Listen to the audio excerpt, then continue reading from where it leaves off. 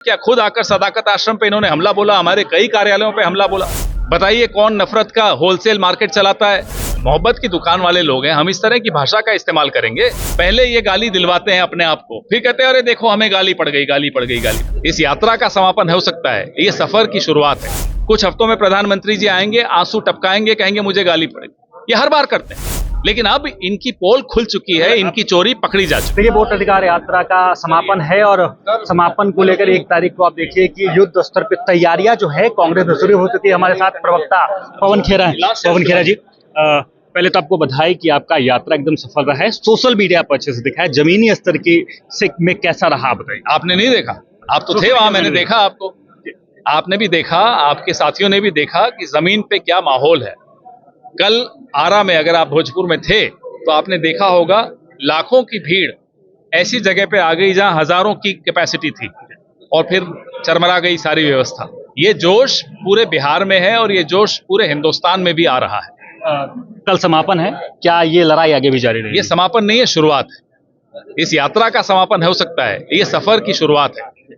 और मतलब आपके कार्यालय के बाहर प्रदर्शन हुए, हिंसक प्रदर्शन हुए, लेकिन सम्राट चौधरी का सीधे कटाक्ष ये कहना है कि ये जो यात्रा है ये गाली गलौज की यात्रा है। आप आकर हम भारत की विरासत पर हमला बोलें, हिंदुस्तान की विरासत पर हमला बोलें, मजरूल हक साहब की विरासत पर हमला बोलें, बाबू राजेंद्र प्रसाद की विरासत पर हमला बोलें, महात्मा गांधी की विरासत पर हमला बोलें, जयप्रकाश नारायण की विरासत पर हमला बोलें, और फिर आकर हमको बोलते हो कि गाली गलौज की यात्रा। शर्म आनी चाहिए लोगों को। ये इस तरह के टूल किट ये हमेशा लेकर आते हैं। अभी देखिएगा आप, कुछ हफ्तों में प्रधानमंत्री जी आएंगे, आंसू टपकाएंगे, कहेंगे मुझे गाली पड़ेगी। ये हर बार करते हैं, लेकिन अब इनकी पोल खुल चुकी है, इनकी चोरी पकड़ी जा चुकी है। मतलब आपको लग रहा है कि प्रोपेगेंडा चलाया जा रहा है सर? आपको दिख नहीं रहा? ये लगातार होता है, ये टूल किट इसीलिए हम कहते हैं। पहले ये गाली दिलवाते हैं अपने आप को, फिर कहते हैं अरे देखो हमें गाली पड़ गई, गाली पड़ गई, गाली पड़ गई। ये अब नहीं चलेगा। कांग्रेस राजतंत्र की पार्टी है, ऐसा भी आरोप। आज सम्राट चौधरी ऐसा लगा बोलते रहने दीजिए, कुछ महीने के मेहमान हैं ये लोग, फिर जब विपक्ष में बैठेंगे तब इनसे बात करिए। क्यों इनकी सुन रहे हैं इतना? गाली गलौज पे क्या कुछ कहेंगे क्या? ये हमारी मोहब्बत की दुकान वाले लोग हैं। हम इस तरह की भाषा का इस्तेमाल करेंगे? आपने देख लिया ना, हाथ कंगन को आरसी, क्या खुद आकर सदाकत आश्रम पे इन्होंने हमला बोला, हमारे कई कार्यालयों पे हमला बोला।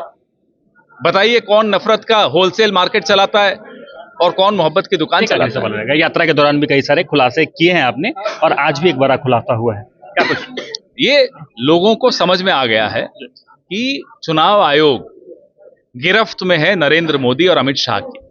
इनकी आदत है, ये गुजरात के, इनकी आप इतिहास जानते होंगे इन दोनों का। मैं ज्यादा बोलूंगा नहीं, अभी 12-13 केसेस हैं और हो जाएंगे, लेकिन इनका इतिहास सबको मालूम है। ये दो लोग का इतिहास पूरा देश को अब समझ में आ रहा है। चुनाव आयोग भी इनकी गिरफ्त में आ चुका है। तो चुनाव आयोग पूरी तरह से नतमस्तक है।